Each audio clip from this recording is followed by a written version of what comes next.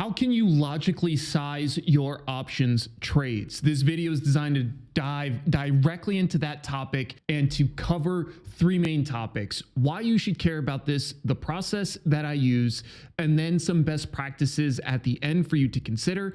Because like most things trading options, the devil's in the details. So if you want to apply a writ large, all trades are sized at 6%, you can do that. You're gonna have issues with that for a bunch of different reasons, which I'll show you why. The other thing is, if you just size off of how you feel, that's another set of issues, which we're going to talk about that as well. What's up, everybody? Eric here. Welcome back to The Outliers. Shout out to the Patreon family. Consider joining, and if not, you should at least hop in our free Discord. It's another cool spot to hang out. Let's talk about this in a nutshell. So why are we doing this? Well, here's the deal. If we take a look at these different utilization levels, let's say you have a single strategy, and in that single strategy, on Monday in January, you size at 1%, then in February, 6%, then at the end of February on a Thursday, it's 2%, so on and so forth. What I'm highlighting here is that if it is just a shotgun blast of sizing, there's nothing that you can logically project the performance. You could rationally come up with an average and then use that. The issue with that is you might find this 29% kind of scenario could actually lead to enough drawdown that you then couldn't put this trade on anymore. So you can't approach sizing trades haphazardly. So what does the process look like? For me, I try to keep it straightforward. I start with looking at the portfolio, as you probably would imagine. Now, when I'm doing this, I'm making sure that I'm defining the objectives for what I'm looking to add. What this means is, if your goal is to aggressively grow your portfolio, guess what that means? You probably need to use most of it most of the time. You do not have the luxury of sitting 30% cash waiting for things to pop up. Again, depending on your trading style, maybe that actually does fit in, which we'll get into in a little bit. But in general, if you're trying to aggressively grow your portfolio, you have to be pretty aggressive with your utilization. Same thing with the subsequent sizing of your positions. And it's the inverse is true if you are looking to reduce variance in your portfolio returns. Then maybe you're not sizing things quite as large because you want to keep more on the side so that you're not experiencing the same variance. This is why, after you look at your portfolio, defining these objectives is a non-negotiable part of the process. Once we do that, this is when I actually start the process of sizing a position, and it's relatively straightforward. I'm going to start by looking at how this trade fits into a portfolio. I'm going to understand what my hypothesis is for this trade, what the corresponding strategy is. From there, this will lead me to however much money I'm going to allocate to the position. And I have an example that walks through this to give you some numbers to help you follow along and create your own ideas. From the allocation, so let's say I have a strategy that's going to get 10% of my money. Then I'm going to look at the initial outlay. So of this allocation, I'm going to set aside X number of dollars for this trade in its entirety. Then I'm going to say, of this amount of money, I'm going to use a smaller subset upfront to gain my initial exposure. Then I'm going to keep some residual amount of money so that I can add more risk to the strategy based on whatever that strategy is. Again, we'll get into a couple examples in just a minute. Once I finish this process, I am going to then validate whatever I came up with. This means I'm going to review the allocation. I'm going to review the corresponding strategy, make sure it fits with my disposition towards the stock market, make sure that it fits within the portfolio and what else is in the portfolio. I want to make sure that I have one final sanity check. So this is the process in a nutshell. So now the natural question is, okay, well then how much should we allocate per trade? How much should we use in an outlay? How much should we set aside for scaling? And these are important questions. So let's take a look at a sample portfolio. In this case, we have a $100,000 proverbial portfolio. I split my portfolio into two buckets. You do not have to do this. So I bring that up front so that you understand the lens I'm applying here. I have a core allocation and a speculative allocation to my portfolios. If this concept is completely foreign to you, I will throw a link in the notes below that walks through this, but it doesn't really matter.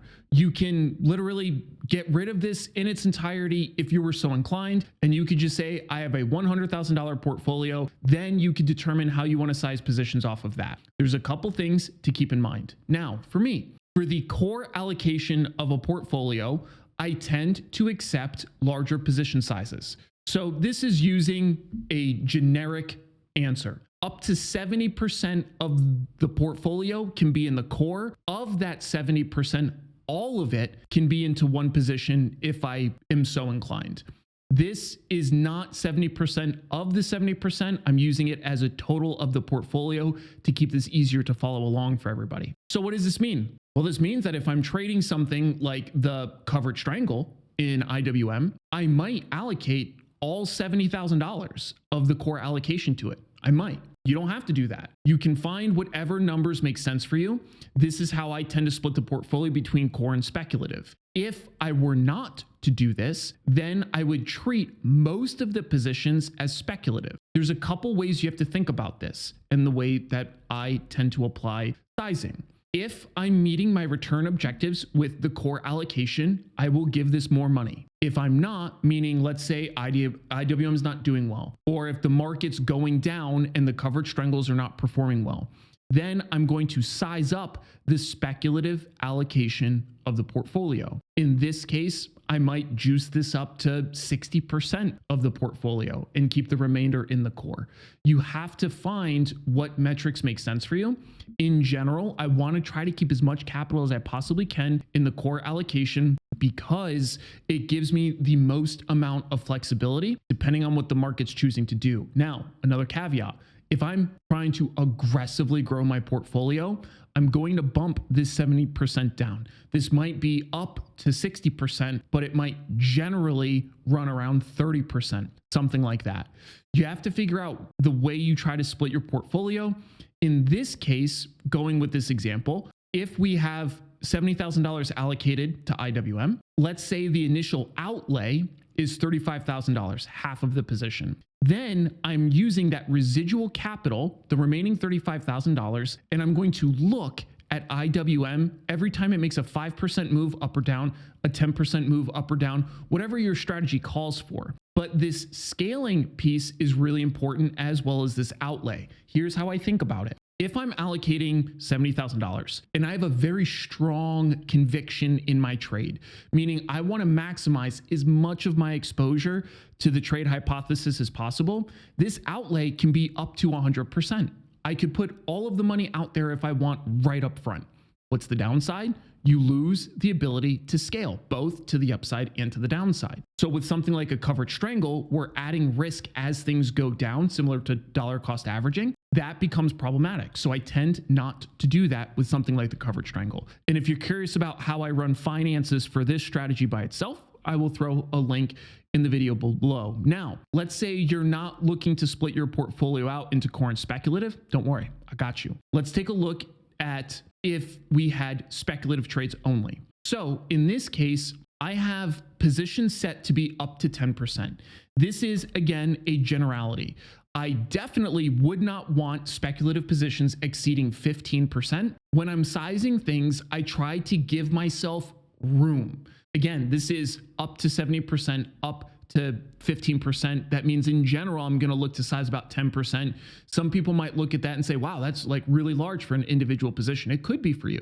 Maybe you're better off looking at something like 5%. Here's the thing you have to consider. When you're trading something like short premium strategies, there's a difference between what the margin requirement is and what the value at risk is. That's an example we'll get into in a minute. Here, when I'm looking at this, these are both strategies that are going to use most of the money up front. So for me, I'm looking to find a balance. If you size things too small, you have to put on a bunch of stuff. That might be okay for the way you trade. That might be a headache, again, depending on how you trade. So this number in general, it's going to be variable based on what you're looking for.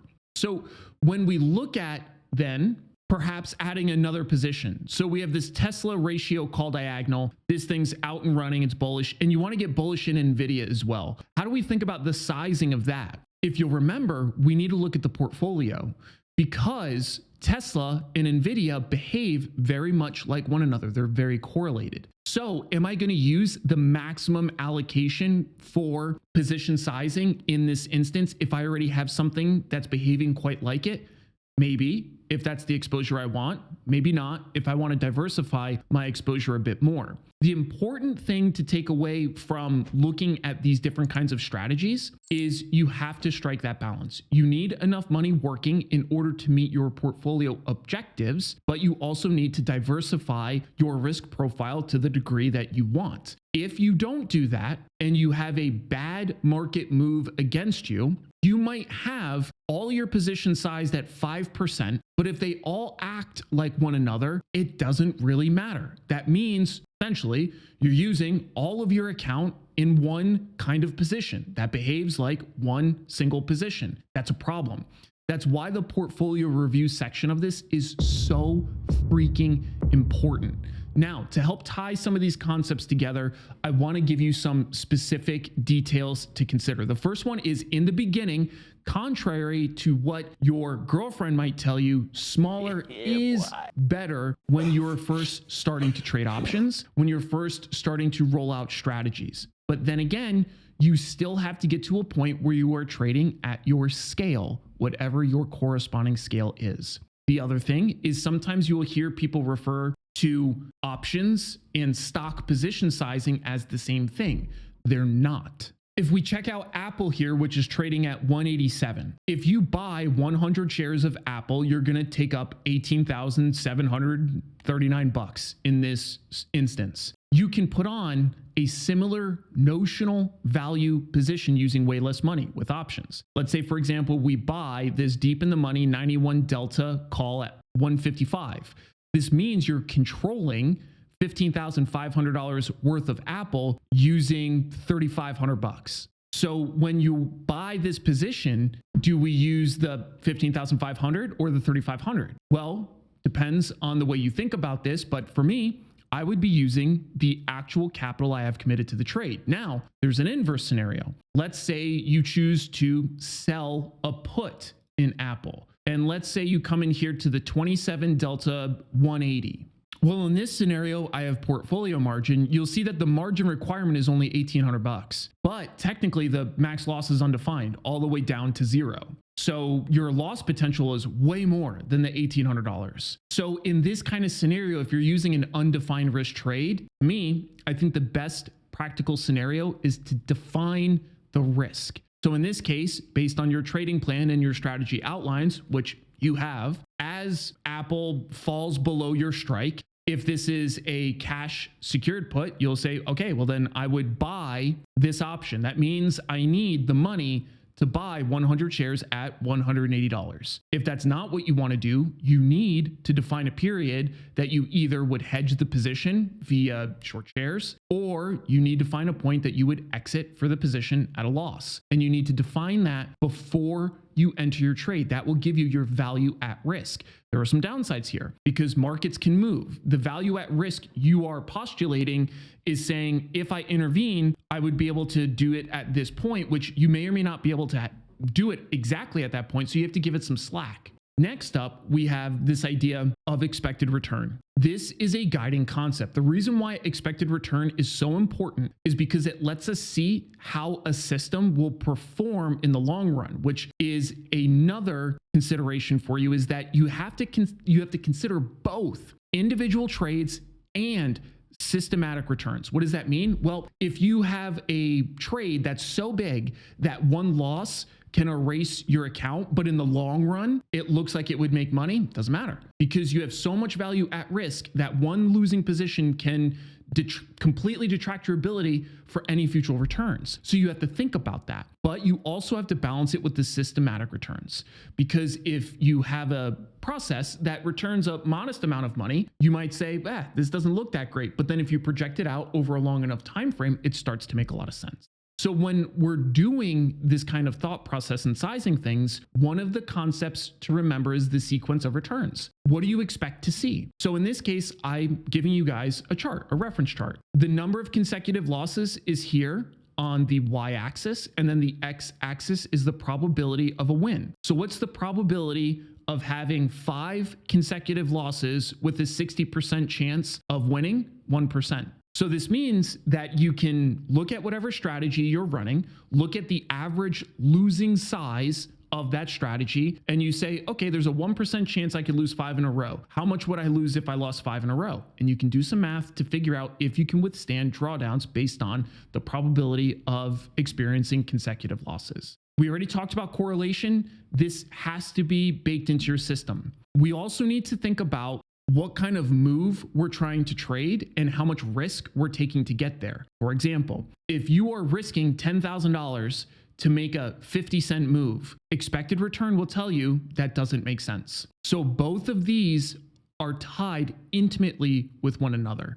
And this also will inform how you think about your initial outlay and then your scaling protocols. If you're deploying something that has a tight stop, in those instances, I tend to size up more because my value at risk is constrained. If I'm trying to give something more room to breathe and I'm trend following, I'm going to decrease how much money I give that trade because I'm expecting more variance in the trade. At the end of the day, you have to make it make sense. What this means is, in this example, if we have a $100,000 account, we want a 15% return per year, but we only allow ourselves 1% positions and we're managing those at 50%, saying that they're short premium strategies. Well, that's going to give you $1,000 per trade. You're going to have to put on a bunch of them, right? 1,000, if we're trying to get this 15%, you're going to have to put on at least 50 of them, probably more. This puts you in these crappy little trades that you're making 45 bucks over 20 days. This gives you $540 a year. What I'm highlighting in this instance is that it doesn't make sense. Based on your size and your return objectives, this sizing doesn't make sense. So you have to think through your strategies, what the average wins and losses are, and you have to make it make sense. Otherwise, you're just putting stuff out there and you're not going to follow it because innately you know it doesn't make sense. So think carefully about the way you size your positions. Give them money, but not too much money. Always control the risk, whether it's structurally via buying options or including stops or hedges. If you consider all of that, you're going to size your positions way smarter. Be an outlier. Like, subscribe, share. See you guys later.